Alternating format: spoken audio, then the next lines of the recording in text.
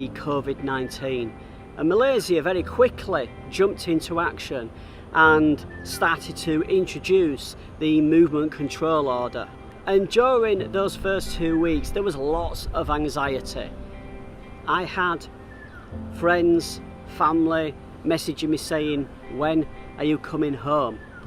I had the British government advising everybody to come home. If you're on holiday, come home.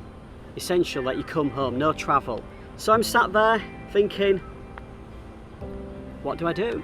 Do I go back home? Do I fly 20 hours, 2 airports and go back to the UK?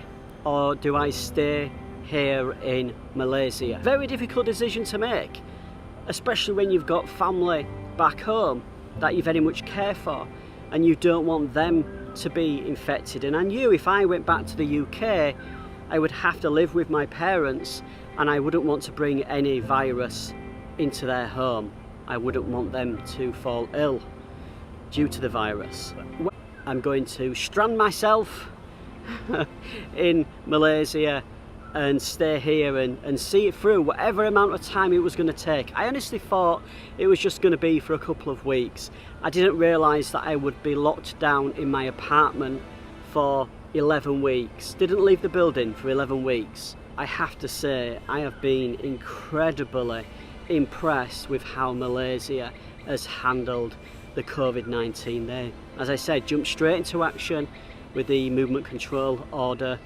All of the state borders were, had police and army making sure that people were not moving around. You could only go for food and essential products, go to the pharmacy, go to the doctors or dentist.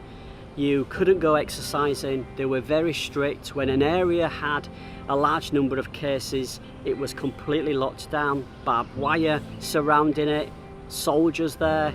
And that's what needed to be done.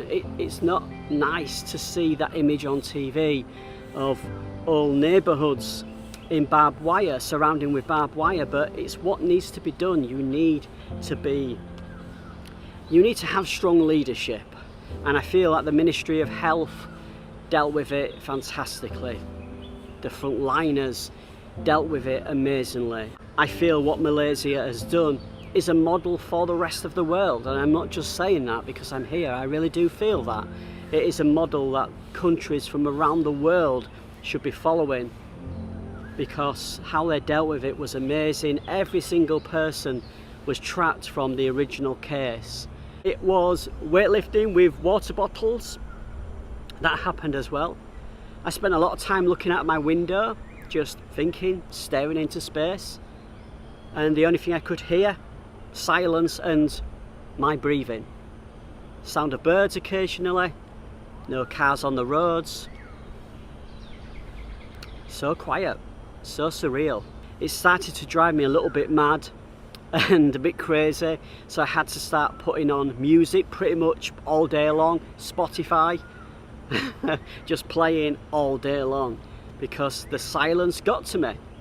And when you are alone in an apartment for that amount of time, it can send you a little bit crazy. I am so thankful for the people that contacted me. People in Malaysia who live in Malaysia. Don't know me other than doing YouTube videos or on Twitter or Instagram, and people were so caring and asking me how I was I needing anything, and that didn't make me feel as alone. That made me feel better that I had people there looking out for me.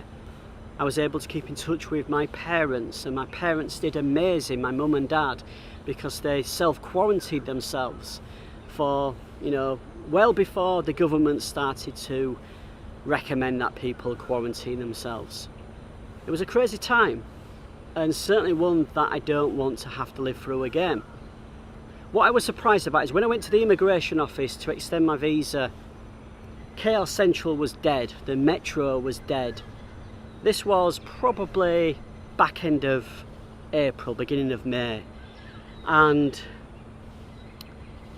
that made me realise that people here took this really seriously, and the people are part of the reason why that this hasn't been as bad in Malaysia as it has been in other countries. When you look at the figures so far, I don't want to tempt fate, but when you look at the figures so far compared with the UK, Italy, Spain, America, Russia, and I think that a lot of it is down to the people.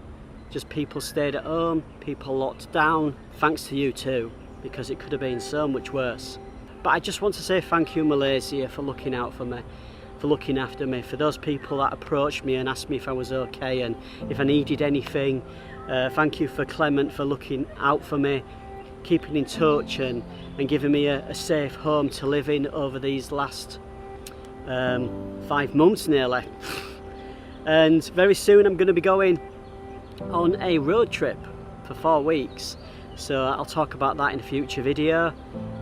And yeah, thank you to the frontliners. Thank you for putting your life in danger every single day. Thank you to those amazing men and women who delivered my food every day. And thank God we're getting a semblance of normal back.